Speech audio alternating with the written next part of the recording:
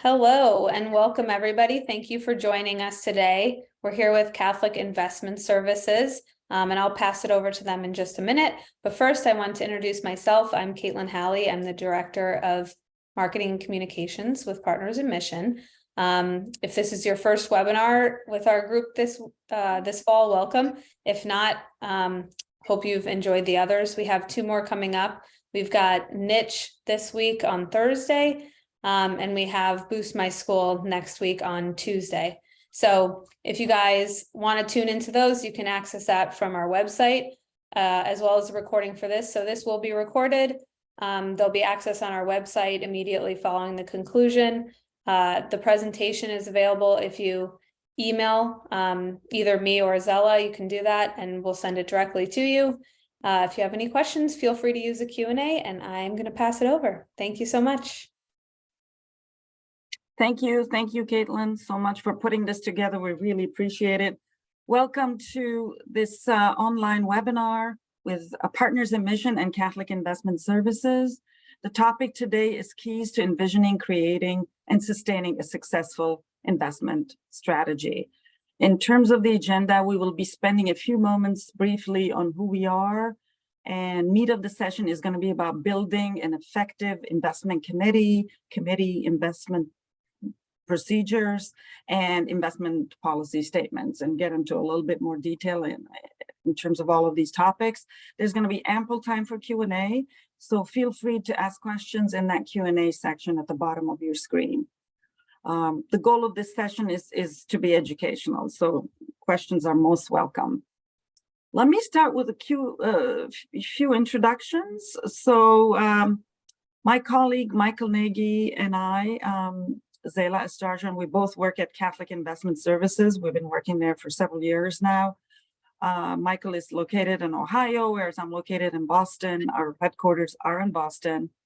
And as Partners in Mission is focused exclusively on developing excellence in Catholic school advancement and leadership, our focus at Catholic Investment Services is to pool assets from various Catholic institutions and provide excellence in investment management while making sure that we're abiding with Catholic social teaching guidelines.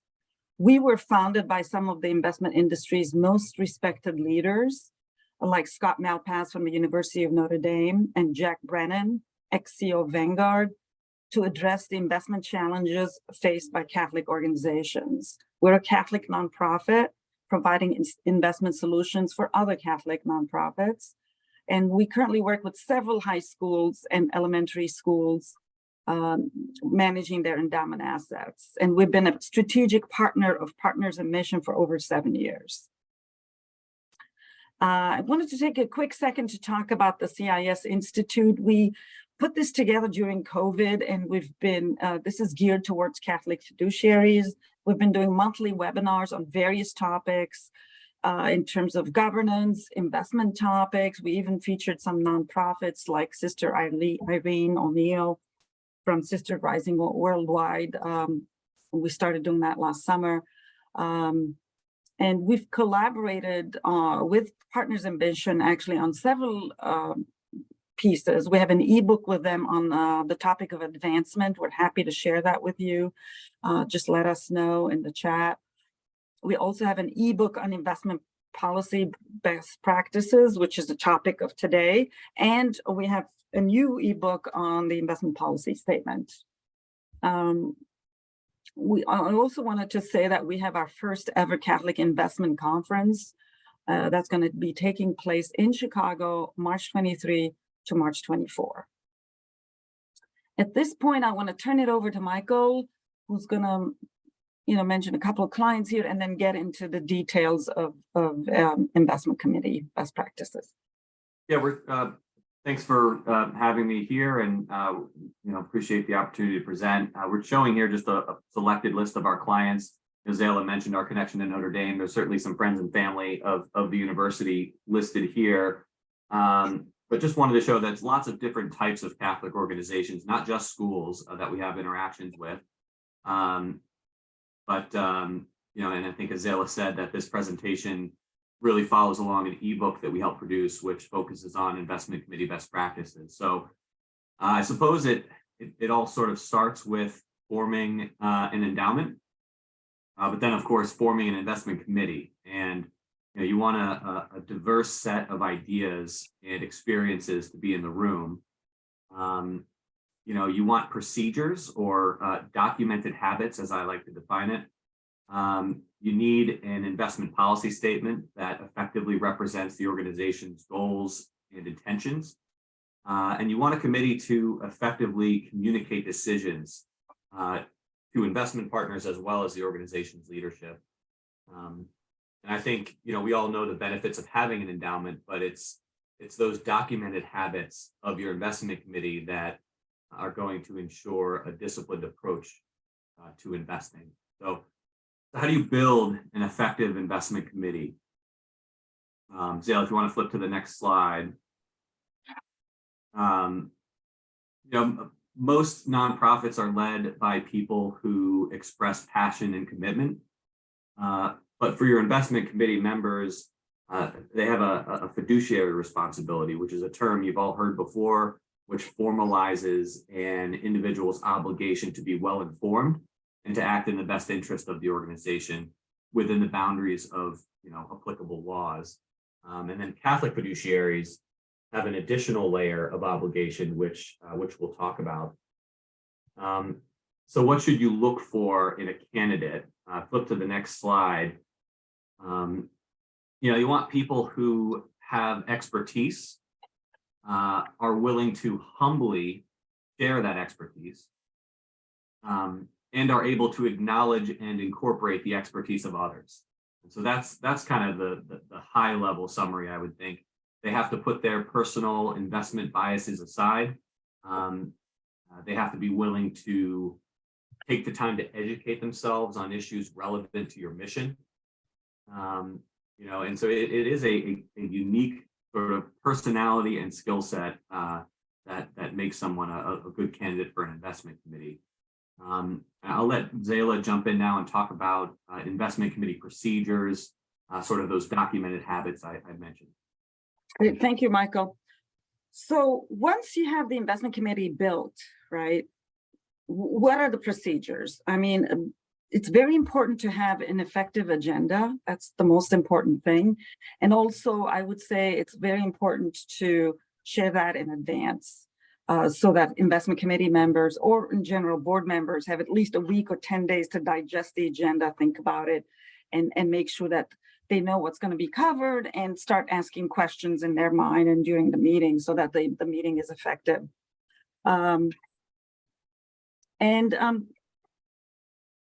And also, like, people ask us, what's the right meeting schedule and format? How often should folks meet? Usually, investment committees meet on a quarterly basis, and in person is ideal. Although we've seen a lot of Zoom during COVID, but I feel like when it's hybrid, things get a little bit more complicated. I think it's ideal if everybody's on Zoom or everybody is in person, and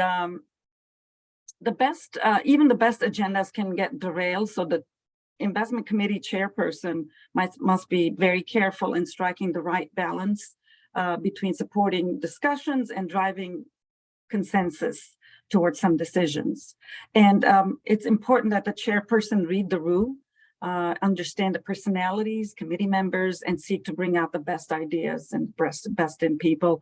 And documenting is very important. So the meeting minutes are very important because they represent formal documentation of how the committee is executing over the years, over the quarters. This is all about fiduciary duties, right? So the better documentation, the better. Also, these are permanent records of how a committee has evolved over time. Next, I want to talk about how folks communicate during the investment committee meeting. We all have our biases, right? So here on this page, you can see a couple of the biases that are portrayed.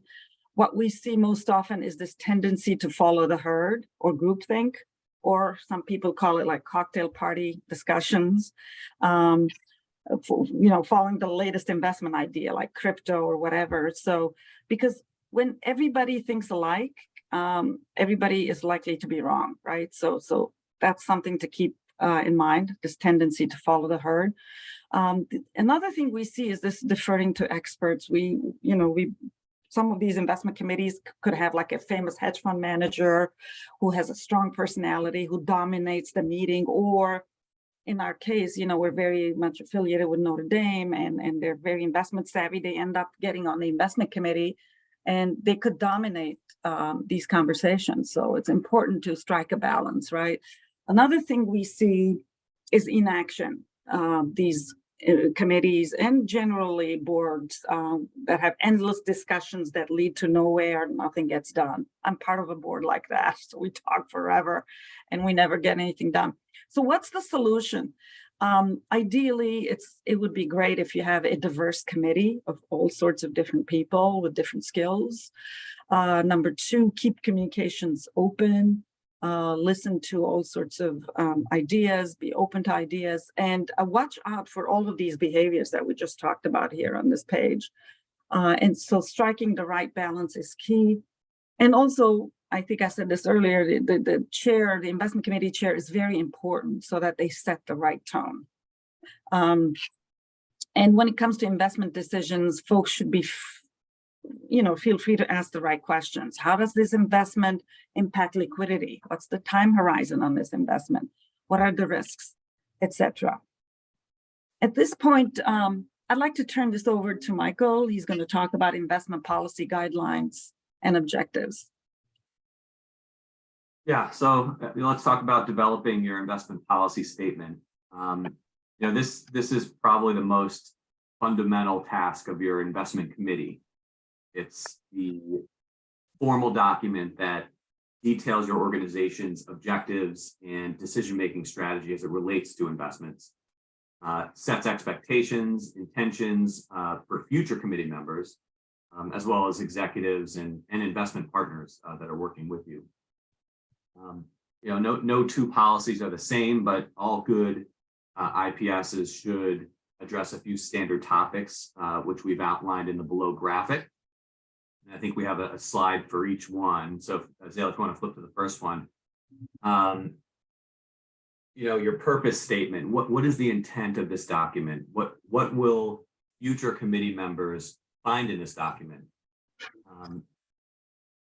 You might include information about your mission, particularly if it gives some kind of context to your risk tolerance or return goals. So, for example, an organization that serves the immediate needs of the poor might have a different risk tolerance for income than a well-operating higher ed institution. So those are some of the ideas to think about with your purpose statement, kind of an intro to the document. And then let's look here at investment objectives. We're giving a list of objectives that we've seen in IPSs of Catholic institutions. Some might be more prominent as a focus for your organization, which you can kind of zero in on. Some organizations will provide more detailed objectives, like stating an actual targeted rate of return over a full market cycle, or looking to avoid a one-year loss over a certain percentage. So the level of detail is something to consider of what you want to have in this document. The purpose and objectives of the document. This is really sort of your summary of the IPS. The investment guidelines are the meat of the document. So the next slide there. This section provides specific guidance for the committee and investment partners on issues relating to spending, asset allocation boundaries, benchmarks. Importantly, also for Catholic institutions is the socially responsible investment guidelines. Organizations may want to emphasize different issues as it relates to Catholic alignment. You might start with the USCCB's recently updated guidance, but there's so much more to consider, both from the Vatican with Laudato Si and other documents, as well as issues that are unique to your organization's culture, geography, history, etc. And then finally, I mean, it's important that this be a living document. So on the next slide, you know, you're reviewing performance each quarter, but you should also review the effectiveness of the document itself. But we think that an annual assessment makes sense, but there are other ways to think about this. You know, the world is constantly changing, and new information, opportunities, issues are presenting themselves all the time. Issues relating to Catholic alignment are perhaps the best example of this change, with sort of new guidance on screening, as well as a push towards impact investments, which we've seen in private markets. IPS needs to be revisited to make sure that these issues and opportunities can be incorporated, you know, as your organization goes forward into perpetuity, and for future committees that you know, didn't actually draft the document. So, and then I guess I'll turn it right back to Zela and you know, talk through some other ideas related to managers. And I'd like to reiterate that we have an ebook on the investment policy statement. We'll just put it together. It provides all sorts of guidance in there. Happy to share that with whoever is interested. You can email us at info@catholicinvest.org. Michael, maybe you could put that email in the chat or the Q&A. So at this point, I wanted to talk about the different investment partnership models, because there are different models, right? Here are the three that we see most often. The consultant relationship. What's an investment consultant, for instance? I don't know if you've heard about organizations like Cambridge Associates, like Mercer, you know, Asset Strategy, Beacon Point, etc. So we see typically larger pools use a consultant, and I'm talking about, you know, archdioceses or dioceses usually have a consultant. Some really large high schools that have 80, 100 million in assets also use consultants. But in general, though, the second model here, the outsourced chief investment officer model, is also quite popular. Basically, this organization takes full discretion to hire, fire managers. A lot of organizations use those. And then the third model is the investment manager model. This model is this investment management firm provides various suite of investment products, and some investment managers also act as OCIOs. We are sort of a hybrid. I would say that we have an outsourced solution where we hire, fire managers and have one product that takes care of everything, including Catholic SRI guidelines. But we also have specialty products, and we work with consultants to place those products with different larger organizations. But I think the most important question is, as a committee, what are the skills that you have in the committee in-house? Do you need to hire somebody from outside? How strong is the CFO, for instance? Who'll sit on the investment committee? And are folks okay with delegating decision-making? And to be honest, when investment committees meet 4 times a year and maybe spend like 2-3 hours each quarter, I mean, it's not enough time to take care of this, you know, yourselves. It's better to hire a specialist in this case, I would say.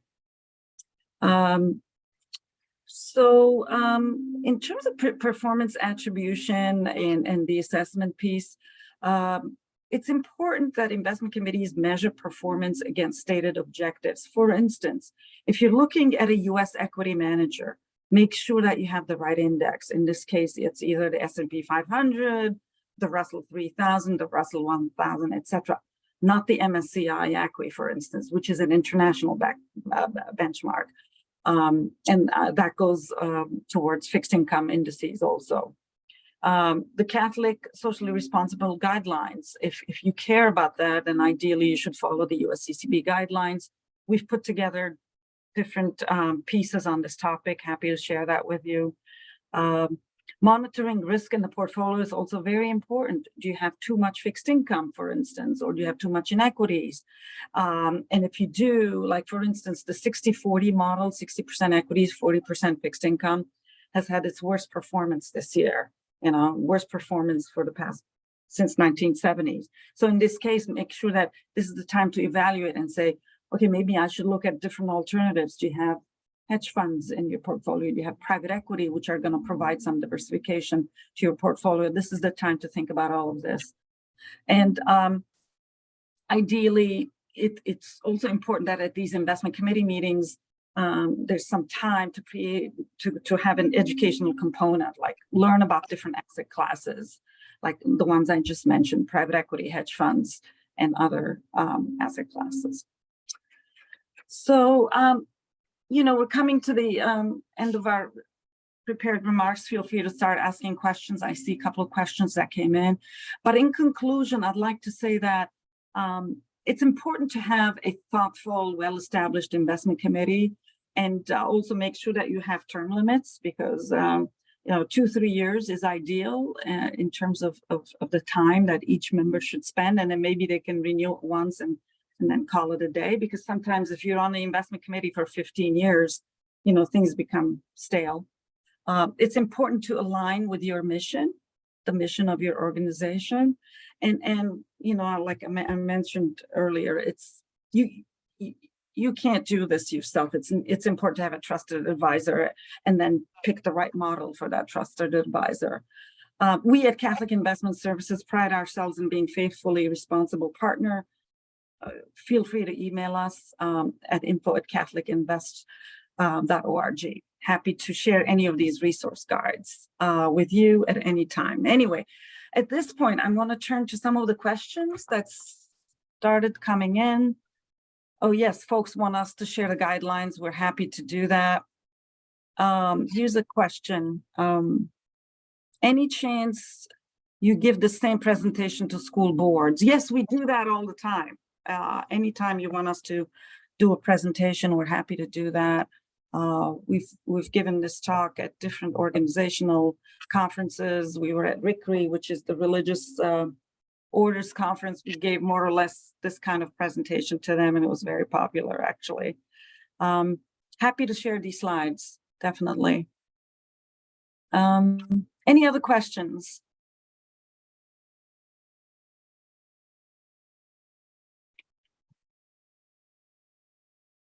Caitlin, I don't know. I don't see any other questions. Maybe, oh, one more. Okay, person is saying thank you.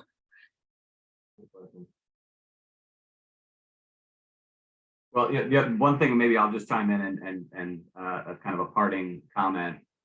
We're a nonprofit Catholic institution, and the stuff that we put out there on our website, which is our CIS Institute, really designed as a resource for anyone to kind of go in and use. If there is anything that you'd like from that, we're happy to share.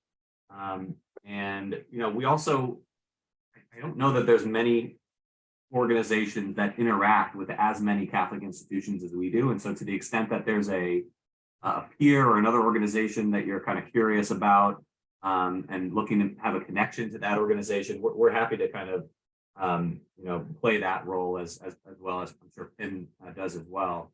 But just think of us as a resource. We want to be helpful, and we've kind of lived in this space for quite a while. And all of this, the ebooks and a lot of these webinars that we've done over the years are on our website, so feel free to peruse, and we're happy to share them with you.